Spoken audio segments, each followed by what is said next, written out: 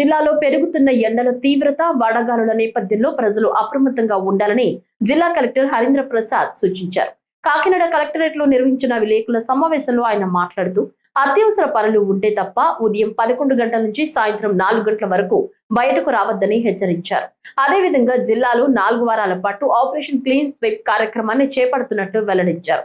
రహదారుల శుభ్రత, కాలువల క్లీనింగ్, చెత్త తొలగింపు, పబ్లిక్ టాయిలెట్ల పరిశుభ్రత వంటి కార్యక్రమాలను దశల వారీగా నిర్వహించనున్నట్లు తెలిపారు. కాకినాడలోని 14 సర్కిళ్లను 2 జోన్లుగా విభజించి ప్రత్యేక చర్యలు చేపడుతున్నామని చెప్పారు. శనివారం గాంధీనగర్ నుంచి ఈ కార్యక్రమాన్ని ప్రారంభించనున్నట్లు వెల్లడించారు. అన్ని నగరాన్ని ఒక సుందరంగా తీర్చిదిద్దే విధంగా మనం ముందడుగు వేస్తున్నాము.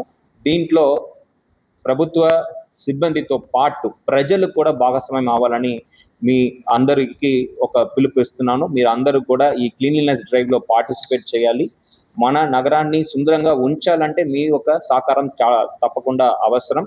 ఒక రోజు మనం అందరూ కష్టపడి క్లీన్ చేయవచ్చు, కానీ అది అలాగే కొనసాగించాలంటే ఎవరు చెత్త వేస్తున్నారో వేస్తున్న వాళ్ళు ఆపకపోతే ఆ చెత్త అనేది అలాగే ఉండిపోతుంది. కాబట్టి మనము కమ్యూనిటీ ఇన్వాల్వ్మెంట్ కూడా దీంట్లో అవసరం. కాబట్టి జిల్లాలో ఉన్న ఎన్జిఓస్ మరియు మిగతా సిటిజన్స్ అందరూ కూడా ముందుకు వచ్చి దీంట్లో పార్టిసిపేట్ చేయవలసిగా కోరుతున్నాను.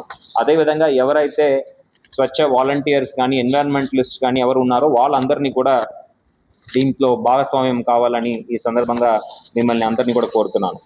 మన కాకినాడ డిస్ట్రిక్ట్ తీసుకుంటే, కాకినాడ డిస్ట్రిక్ట్లో మనము ఒక యాక్షన్ ప్లాన్ తయారు చేసుకోవడం జరిగింది. ప్రతి రోజు కూడా కొన్ని వార్డ్స్ మనము కవర్ చేయబోతున్నాము.